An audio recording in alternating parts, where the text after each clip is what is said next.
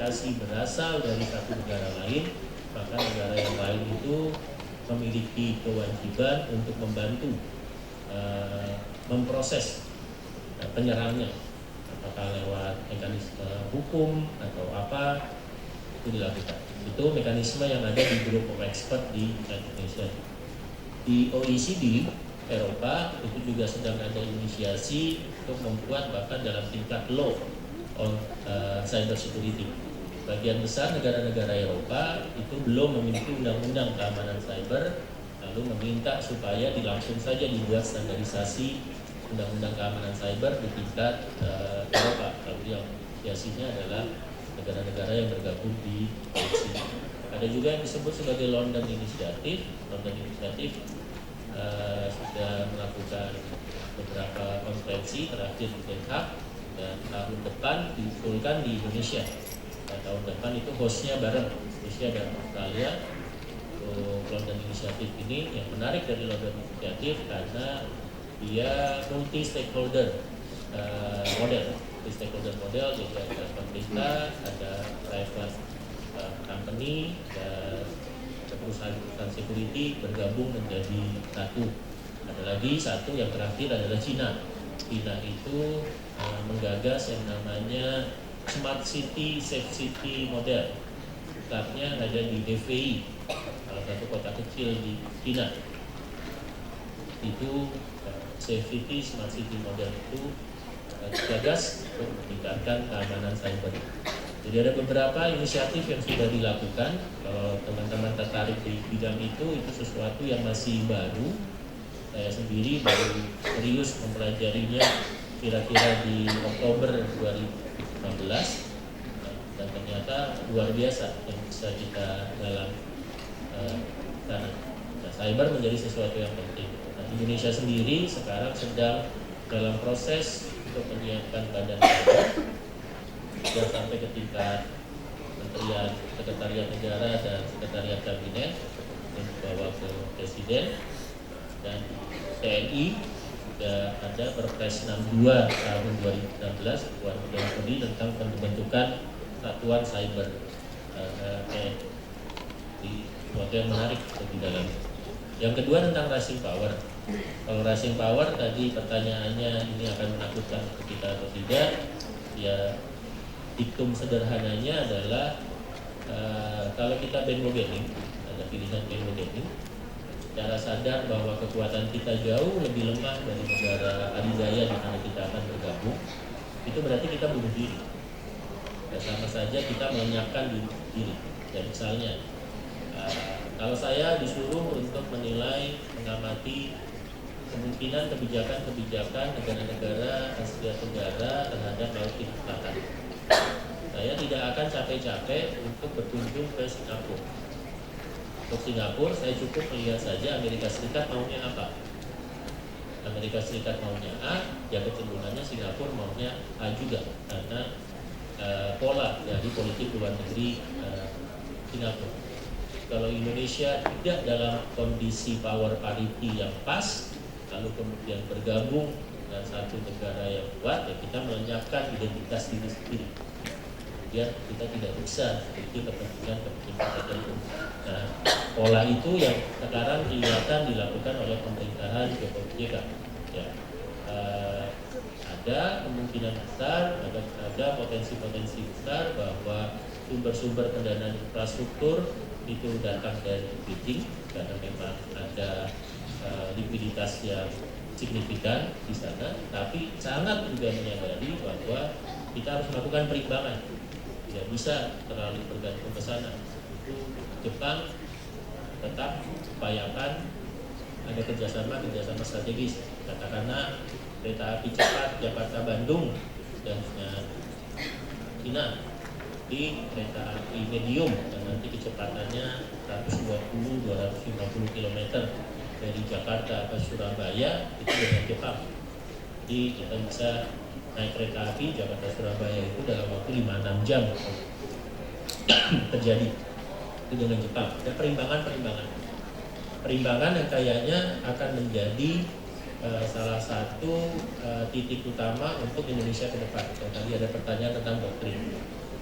doktrin apa yang relatif lebih cocok untuk Indonesia.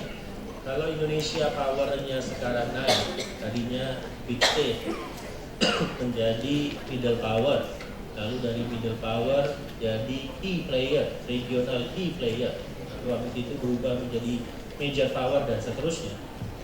Nah, proyeksi itu yang mau diambil, big state, middle power, key player, major power, lalu kemudian big power, itu yang mau diambil. Balancing akan menjadi pendekatan doktrinal yang paling cocok. Bukan bandwagoning, tapi balancing. Nah, balancing ini yang tampaknya sudah dimainkan sejak masa Pak Hasan Yuda, pendulumnya, atau Pak Marty dan dinamik equilibriumnya, itu sudah memainkan balancing. Bung Retno tampaknya juga memainkan balancing. Dampaknya ke politik luar negeri Indonesia tidak terlalu banyak, karena balancing memungkinkan untuk tetap bebas dan aktif. Kita akan jauh berubah kalau seandainya kita berubah menjadi bandwagoning. Titik mana kita harus bandwagoning? Kita pasti harus melakukan bandwagoning kalau perang besar terjadi dadakan dan kita tidak bisa keluar, tidak terlibat. Jadi misalnya Amerika Serikat diramalkan akan menjadikan keamanan pelayaran, kebebasan pelayaran di Laut Cina Selatan sebagai vital interest-nya dia. Kalau ada negara termasuk Cina mengacaukan vital interest itu, dia akan dilantik. Nah, kalau itu dilakukan, misalnya terjadi friksi-friksi, lalu ada friksi antara Amerika Serikat dan Cina, di situ Indonesia harus melakukan keberpihakan. Gak mungkin keluar mengatakan saya netral, karena kapal-kapal perangnya akan lalu lalang melintas Indonesia. Ya, seperti yang terjadi sekarang, Rusia dari armada utaranya mau ke Laut Mediterania, lewat dan dia memilih rute tersingkat. Rute tersingkat itu berarti mepet ke pantai Eropa Barat melalui English Channel, lalu ke Spanyol, dan meminta Spanyol untuk membuka pelabuhannya mengisi logistik kapal induknya Rusia. Pada awalnya Spanyol mengatakan ya, diprotes oleh negara-negara anggota NATO, dibatalkan oleh Spanyol. Lalu sekarang Rusia akan mengisi logistiknya di 2 pangkalan yang sedang dinegosiasikan dengan pemerintah Siprus. Jadi walaupun Spanyol nggak ada urusannya dengan Aleppo di Syria, Siprus juga nggak ada urusannya dengan Aleppo, kapal induknya lewat. Dan kapal induk yang lewat ini meminta pengisian logistik. Ya sama, nanti kapal-kapal itu kapal selamnya akan lewat di Laut Sulawesi. Kapal-kapal dari Diego Garcia akan lewat di Selat Lombok, akan lewat di Selat Sunda, akan lewat. Dan itu bisa bantuan kita untuk mengizinkan kapal dari negara A atau negara B melewati alur-alur laut strategis kita dianggap sebagai keberpihakan. Pada saat itu terjadi, baru berubah menjadi bandwagoning. Dan itu tergantung konteksnya saat itu untuk memilih keberpihakan kita mengarah ke mana.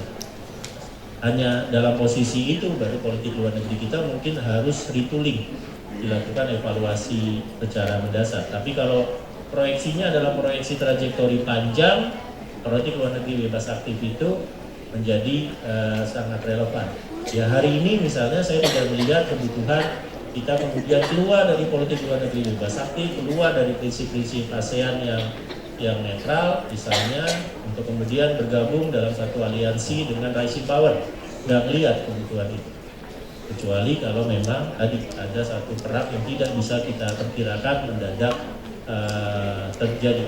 Tapi perang besar itu justru perang yang tidak mungkin dadakan. Perang besar pasti bisa dilihat bagaimana gelar pasukan itu disiapkan. Seperti sekarang misalnya Rusia di Aleppo, bisa melihat pergerakan dari armada utaranya. Bisa dilihat bagaimana kemudian misalnya Amerika Serikat mengirim 2 kapal induk tambahan ke Mediterania. Pergerakannya bisa diamati berbulan-bulan. Ya. Dan untuk itu kita bisa meramalkan 1 tahun, 3 tahun sebelumnya tentang penambahan anggaran, tentang modernisasi, dan lain-lain, sehingga memiliki indikasi-indikasi yang cukup untuk membuat trajektori-trajektori.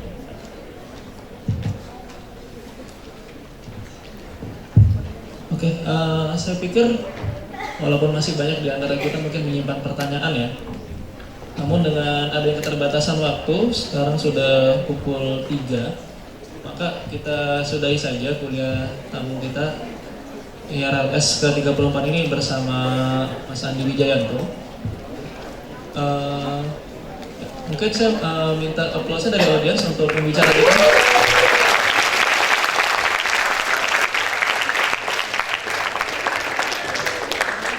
Kemudian kita akan menyerahkan cenderamata untuk Mas Andi, diwakili oleh Ibu Sekdul.